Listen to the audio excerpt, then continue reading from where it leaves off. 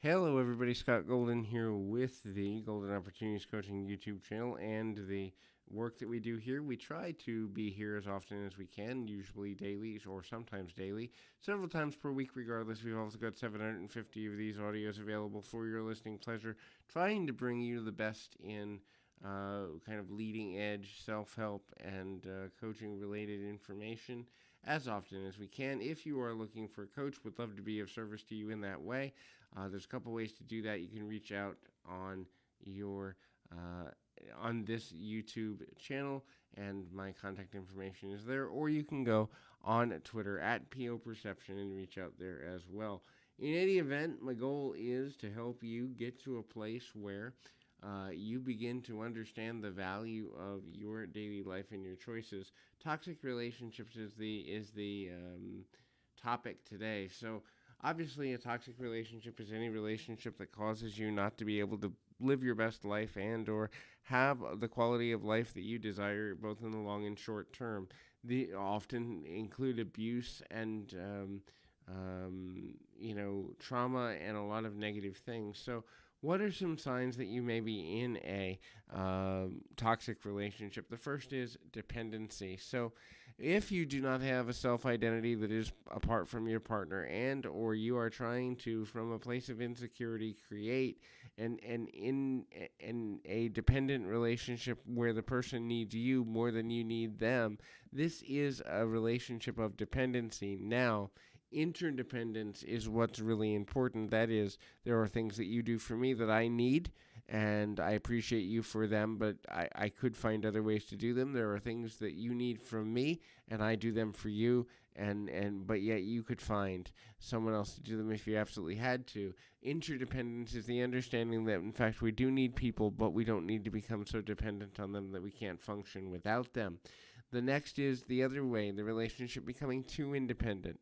Obviously, interdependence works the other way too. If a person is too independent and one or both partners feel like they could walk out of each other's life at any given moment and have no emotional loss and have no feelings of detachment, rejection, or sadness at all, even for a short span of time, this is a negative way to be. Overly independence is usually a sign that someone has been hurt and hasn't cleared the energy, thoughts, emotions surrounding that original trauma or that previous trauma. And so overly independent people are the type of people who want support and the willingness and ability to be vulnerable but don't feel comfortable in doing so, and they sabotage their own relationships from that perspective. The next is manipulation. Obviously, light coercion in a humorous way is part. Oh, come on, could you just do this for me? Smile, wink, wink, nudge, nudge. Obviously, that happens, and we all kind of interplay with each other, and we use our charms and our wit and other motivating factors to get people to do things for us from time to time.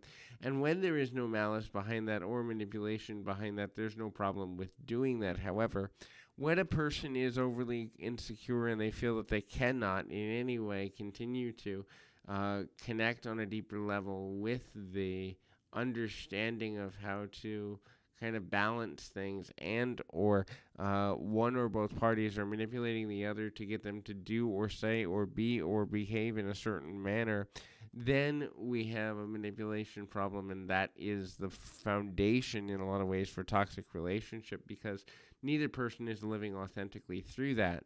When a person loses their self-identity, this is another sign of major challenges in terms of kind of moving forward in relationships. Now, obviously, the interspersion and intermingling of identity when a person is with a partner is part of that process, and there's no way that we should say, okay, my identity doesn't have something to do with my partner, but a portion of identity having something to do with a partner is appropriate. The complete self-identity being in the partnership, in the marriage, or even as a parent, a mother, a father, is dangerous, because when phases of life shift or if emergencies happen, a person has no sense of autonomy and self-identity. The next is toxic relationships are born in desperation. It's the illusion of competition that in order to be successful or happy in life, one has to have a partner.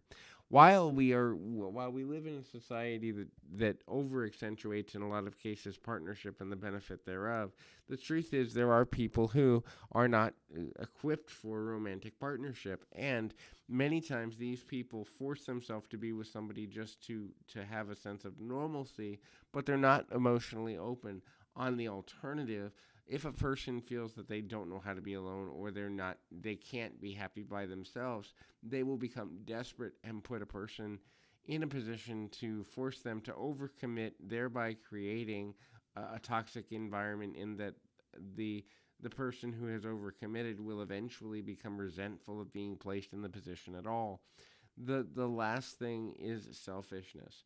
Now, a foundation of a healthy relationship requires both people to give openly and in a non-selfish and also non-forced way. The act of giving to one's partner should be at the center of the decision for the partnership. That is to say, that when a person feels that giving to their partner is worth it, they will do so because it makes sense to them and because it's logical and because the approach to doing so is beneficial. When a person does not feel that the giving to their partner is there, then they become motivated by selfishness and what they can get, what they can receive, without really having a focus towards the lastingness of the relationship. So in any event, this can be helpful. I encourage you to keep your feet on the ground, your mind in the moment. Until next time, everybody.